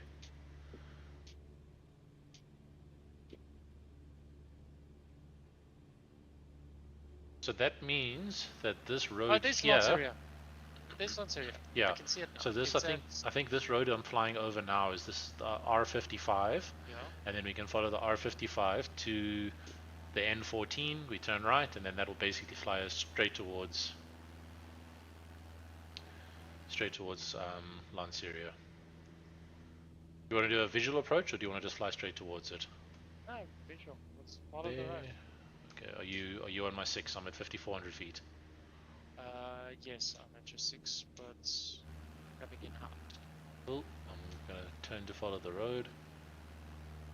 I definitely need to get my track IR set up because, yeah, just to be able to lean over a little bit and see the road out the window would be fantastic here.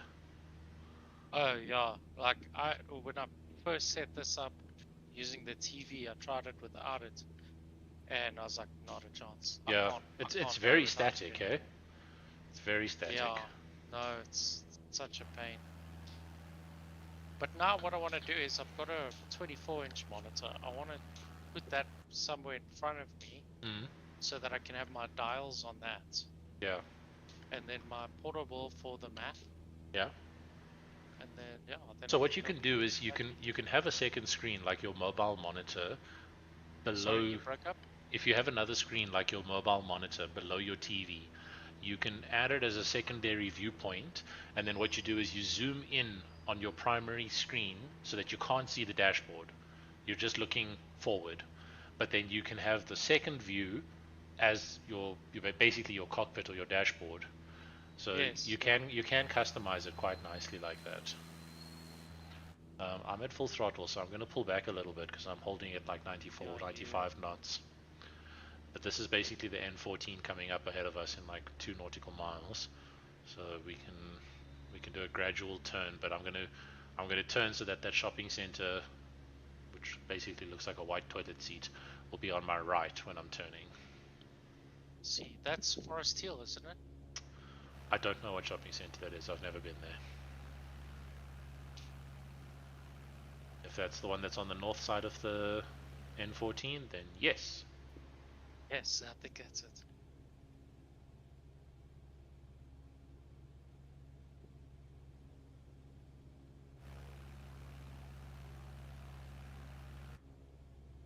If you are to look out your left window, that's the road I had my accident on. And the only reason I was on that road is because the cops had closed the R55 and they were like, no, you have to go down this road. So I went down that road and someone drove into me. When did they drive into you? August. Yeah? Yeah, the traffic light was out. So on my side it was green, but on their side it was off. So they thought it was a four-way stop. And obviously, I don't know, like, you know, my self-preservation instincts would prevent me from turning in front of an oncoming car at 80 k's an hour. But I guess everyone's different. So, you know, I braked as hard as I could, but I think I was still going like 50 k's an hour when we collided. Luckily, no one was injured, but yeah, I had to get some damage repaired on my vehicle. Back left wheel on her vehicle basically snapped off at the axle. But yeah, main thing was no one was hurt, so that's cool. And then I got an email on Friday from VW, and they were like, hey, just in case you drive a VW between 2005 and 2017, your airbags might have a teeny tiny fault on them. And I was like, okay. So I go to the website and I type in my VIN number, and they're like, yes, your car is one of the ones where if your airbags deploy, they will deploy with such a force that metal shrapnel will fly through the cockpit and kill the driver. And I'm like, oh, I've been driving this car for 14 years. And I'm actually thinking, I'm very lucky the airbags didn't go off in that accident that I had. Yeah. Because I always whined about the fact that they didn't. I was like, it doesn't make sense to me. Like, you know, it was nearly a 50k an hour accident. I think the GPS showed 48 k's an hour as we impacted each other. And I know that like takes a second or two to update, so it was probably closer to 35, 30. But it wasn't a soft impact. Yeah. Alright, so I think to approach Lanceria, I'm going to turn to a heading of 300 degrees so that we can start lining up for the runway approach. So I'm going to hold an altitude of 5700 and I'm just going to adjust my heading to 300. And then I'm just going to try and hold that for a couple seconds so I can eyeball the freeway, the runway. Because this will definitely have PAPI lights, being an international airport. I was very surprised Wonderboom didn't. But I'd normally use them for most of my approaches. Sorry, what? I said I've turned to a heading of 300 degrees. Yeah, got you. And I'm going to keep going until I can see the airport out my left window. And then when it's at like 10 o'clock, I'll start turning slowly to line up for the runway. Oh, sure. Okay. Because this definitely should have PAPI lights that we can use to guide ourselves in.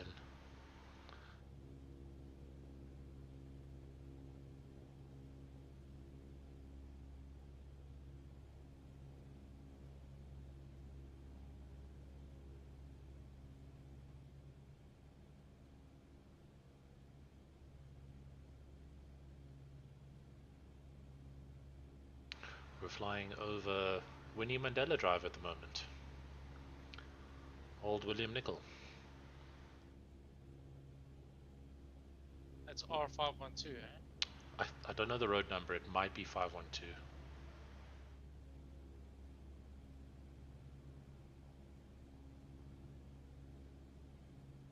Yeah, I've got the runway at 10 o'clock at the moment. I'm going to keep going because we're still I'm 5. literally right behind you. Okay, cool.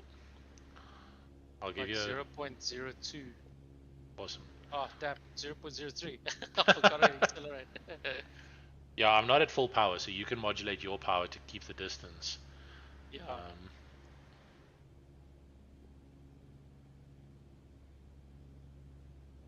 It looks like the runway is on roughly at 270-degree heading. I can actually see the PAPI lights already. So I'm going to start making my turn onto final. So I'm turning onto heading of 270. Sorry, heading off to 270 due west.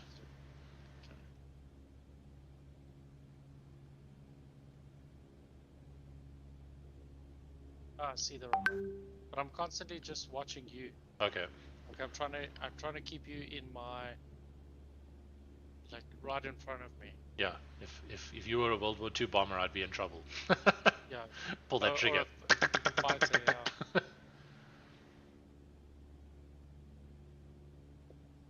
Okay, I'm throttling back to 80 knots.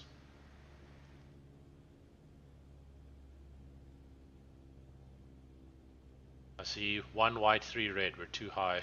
So I'm not going to put the nose down. I'm just going to throttle back and then let that drop us in altitude. I've currently got a vertical speed of minus 500, which is pretty good for a glide approach.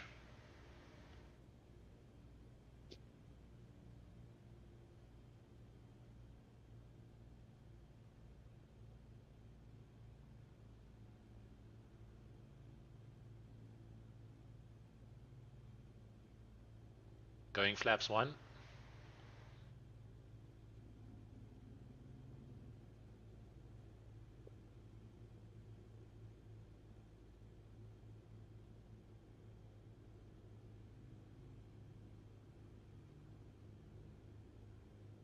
Oh, tag still says it's a Diamond DA40. Well, probably hasn't updated then since the last time we flew. Because yours says it's C152. No, yours says Diamond DA40NG private charter. Then it says C152. Look, the important thing is that they're working very hard on getting the shop fixed for us. Yeah. Alright, airspeed is 60. I'm going to give it a bit more power. Going to try and stay at around 70.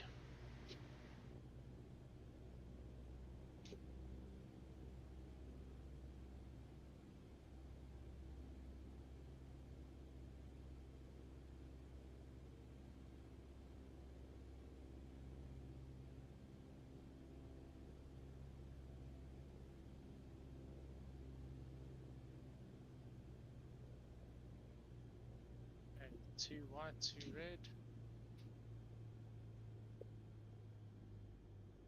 I'm actually doing an incentive sales, guys, where they can learn. It's like an introductory flight here. Yeah, the introductory hour. That's super cool, man. A little jealous that I can't arrange one for myself, but Yeah. you know, I think it will raise too many flags if I do. Yeah. Be like, hold on. Are those You like flying? Are these zebras on the runway here? Probably. No, it's antelope. I've seen zebras at Grand Central. Yeah. Oh, it made me drift off center line. Delay. Come on, still warning.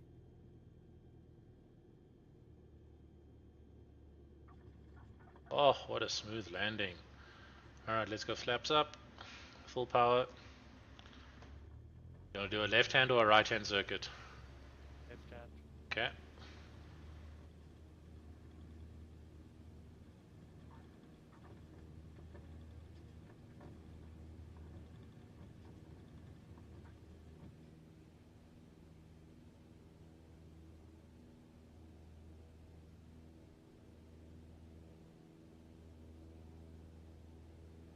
I can see Grand Central. I mean, I can see Lanceria from my balcony.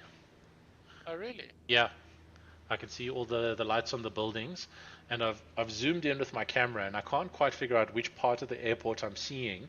I think it's domestic departures, but there's like an LCD screen on the wall, and I can see people walking in front of it. And I think that's the TV that's got the departure times on the wall for the local departure lounge. So from what I can see, that's 7Ks as the crow flies from my balcony. I didn't pay attention to the altitude of the runway, so I'm going to climb to 5100.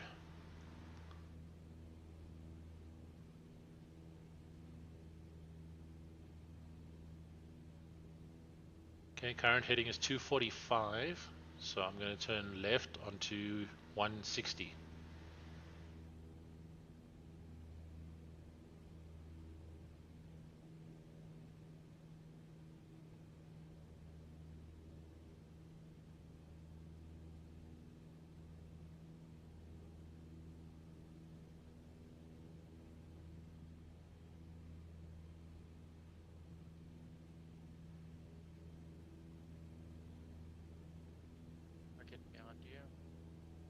Alright, turning left onto a heading 080.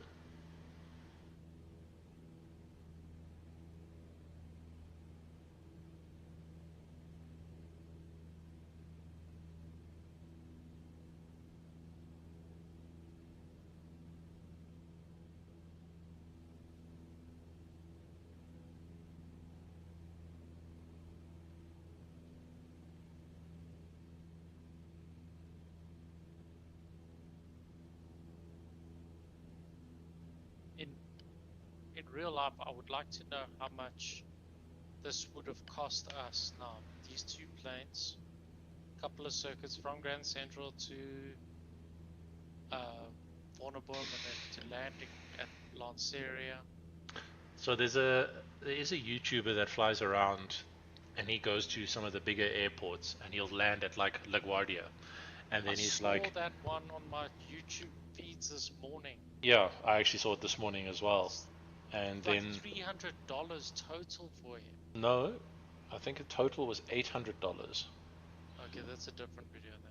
Because he put in 10 gallons of fuel, which came to $92, and then there's like apron fee, taxi fee, parking fee, tarmac fee, and like, was it $300? I'd have to go and check, but I remember thinking it was a lot of money.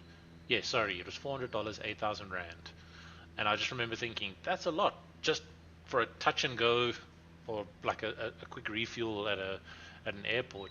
And I think the only reason it is so expensive is because it's a big international airport. Like, I've seen signs. I mean, I think when I was at El Mirador, I am turning left to a heading of 350 for final base.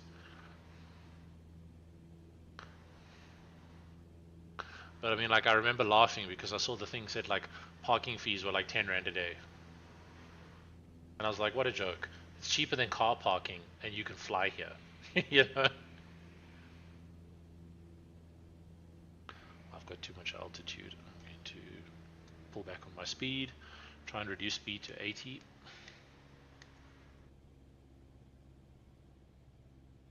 Don't forget your flaps. Yeah, I can't put them out yet. I'm still at 90 knots. I'm going to go full idle, keep my nose up. Okay, I'm down to 80 knots. Oh, I've missed a turn. Turning left onto final.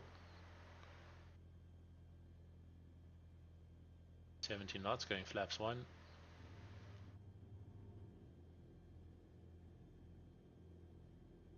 Full white, all right. I don't want to say that. Well, the other saying is 4 red, you're dead. Because then you're too low.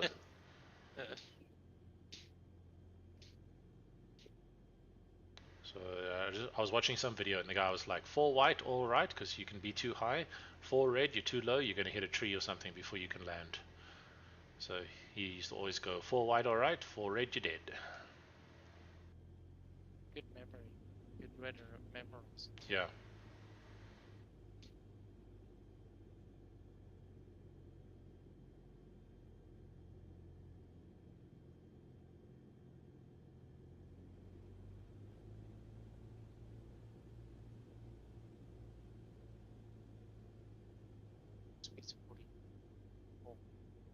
I'm still quite high up. Oh, that was one of the smoothest touchdowns I've had. Gonna go full flaps up. I'm gonna roll until you tell me you've touched down, and then till you've touched down, so we can close the gap. Okay, 3, 2, 1. Okay, touchdown. Okay. What's up? Full throttle.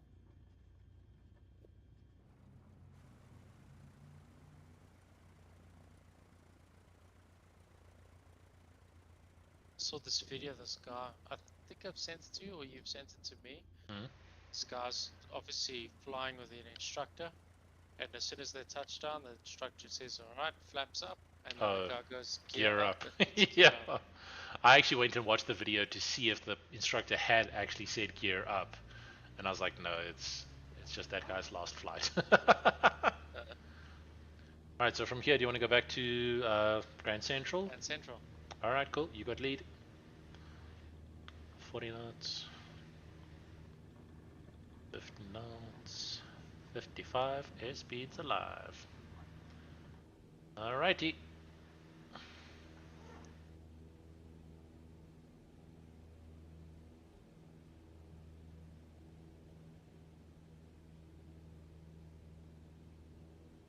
Passing through 4600. Have you in vision? As soon as I'm over the runway, I'm gonna make a left turn. Yeah, well, 180 degrees almost. Nope. Try again. Is it more? 180 is a U-turn. Yes. You want to go full? Okay. Going to Grand Central, right? You're in lead. I'm just following.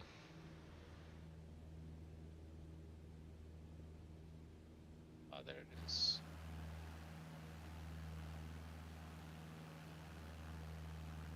Okay, heading of 114. There.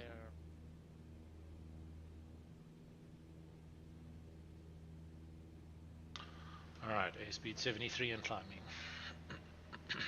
What altitude are we holding? I think 5,500. Okay.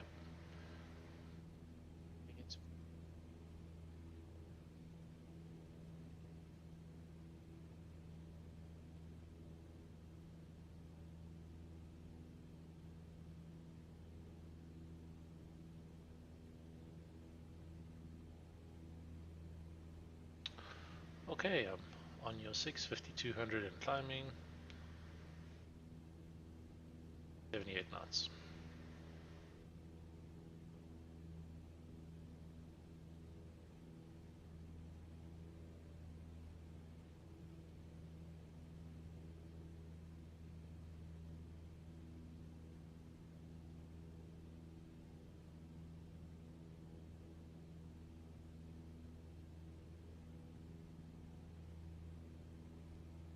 Alright, 5500, leveling out.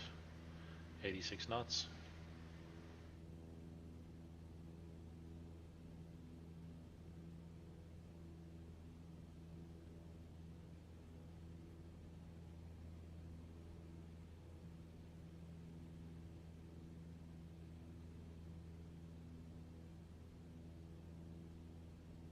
Are we going to fly over that quarry that you referenced the last time we went to Rustenburg? Would that be more to our northeast? That's more northeast, yeah.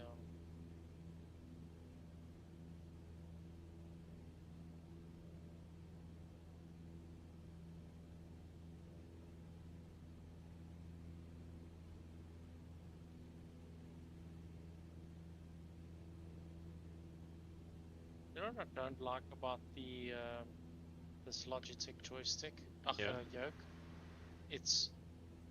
It's not smooth. So if I want to try and make fine adjustments so that I can trim out, it like jerks too much. Is like that because like there's like a resistance to it, like a center spring kind of thing? Sorry, start again. Is there like a resistance to it, like some sort of a center spring, or do you think it just needs like a bit of a clean and some silicone spray? It keeps cutting out. Do you think that it's the way the device is made, or do you think that we could maybe try and clean it, like with, remember like old ball mice used to get dirt on the rollers? Yeah. Maybe like we can clean it with like some silicone spray and try and just make it a bit more smooth. Yeah, I'll have to do that and check, because there's definitely grease on here, like on the, I suppose you can call it a shaft. Yeah. But like it still, maybe it needs a little bit more something on the inside, because who knows how long this shit's been sitting in a factory or in a warehouse. Yeah. Well, not during COVID. Those things were flying off the shelves, pardon the pun. Yeah, but COVID was 5 years ago now. Yeah, I know, dude, but I still remember joysticks that were like $140 were like $7,000. It was ridiculous.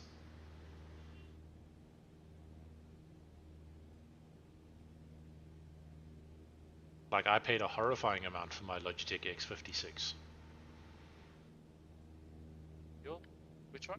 The Logitech X56, the black one I always used to bring to the work incentives. Oh, yeah. That cost me $8,000. Oh my hats. Yeah, because it was when Flight Sim launched, which was peak COVID, and then all of a sudden the whole world wanted a new joystick.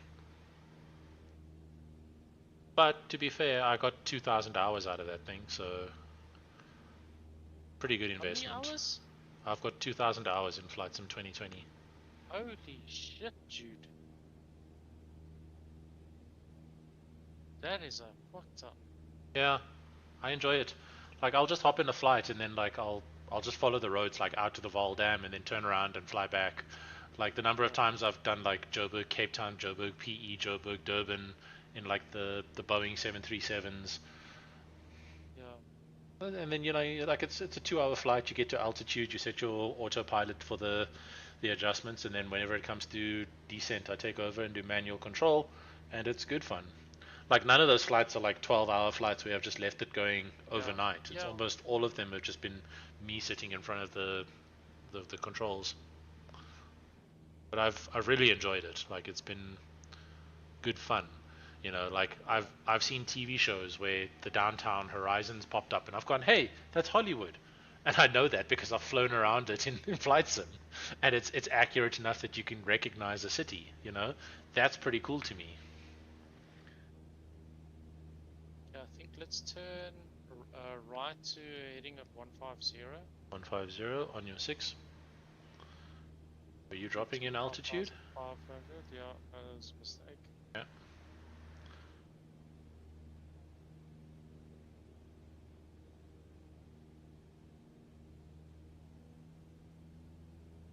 I'm 0.07 behind you.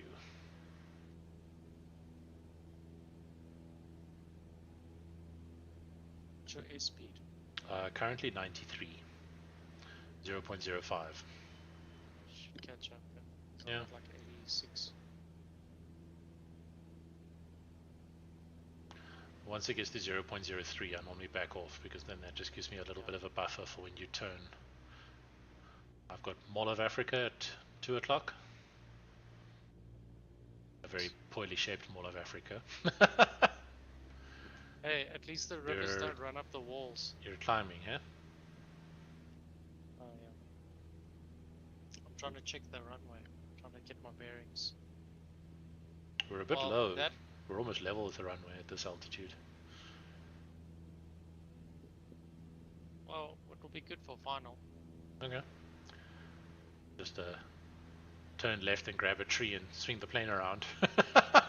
Yeah, put your head out the window. That's how the cowboys do it. Yeah, of course. You just have a little lasso in there. You grab yourself a street light and... Yeah, I think I see...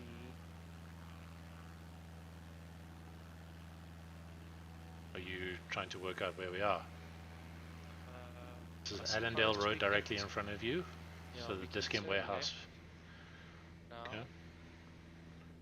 Are we holding 5,500? I think let's go to 5,700. Because I'm feeling like we might have to do like a little yeet at the end of the runway just to get over the, the threshold. Okay, 5,700. Let's keep turning left. So well, it would be 3.5 minus 90. So, fucking hell.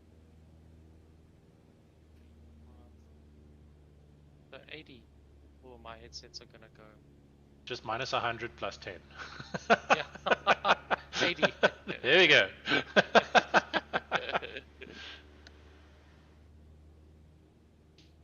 I think I'm gonna land and call it because my headsets are going flat as well. Alright, all good. I've got the runway at 10 o'clock. I suppose we can start flaps down.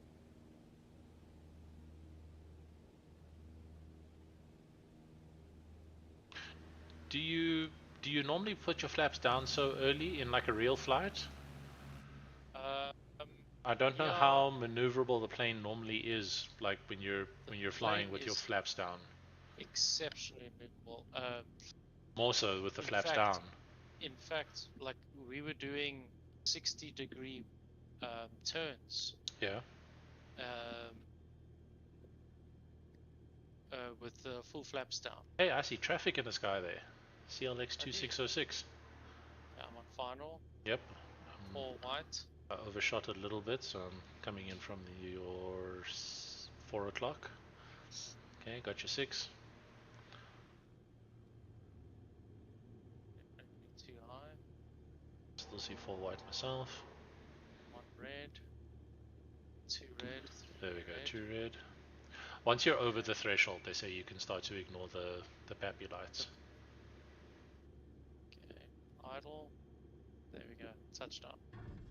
Hey, I bounced. I'm gonna take a clip of that. Put your shame on the internet. Yeah. Flaps up. Then right. Come on. The problem with the pedals is you like break yourself. Like you push yourself away from everything. Yeah. Like I'm at full rudder left, but I'm not turning. Dude, there are giraffes at the end of this runway. I thought I saw it. A whole bunch of them. I'm gonna go check this out. This is ridiculous. Like they just think South Africa's the Wild West. It's confirmed. Well, no one from Flight Sim has ever been to Africa. That's all I can say. I'm sure there might be giraffes somewhere in Joburg, just not at Grand Central.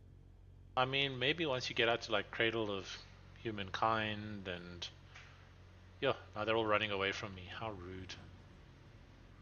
How rude. I feel like I need to have like a nose wheel steering button of some sort, because this turning with the rudder is not working very well. Where are we going to go park? On the apron here. Do you know if they've opened the restaurant again at Grand Central? So Harvard closed, yeah, and then it changed to Propeller on Grand. Okay, is that what's there currently? Because when I was there 2 or 3 months ago, they were closed. When were you there? 2 or 3 months ago. No, I haven't been in like 2 years. Yeah. Do me a favor. If you are ever able to just make a slight detour, just go check if something's reopened there, because I would like to. I would definitely meet you there on a Saturday and we can just sit and play and watch. But I'd also want to, like, you know, go for like after work drinks. Yeah.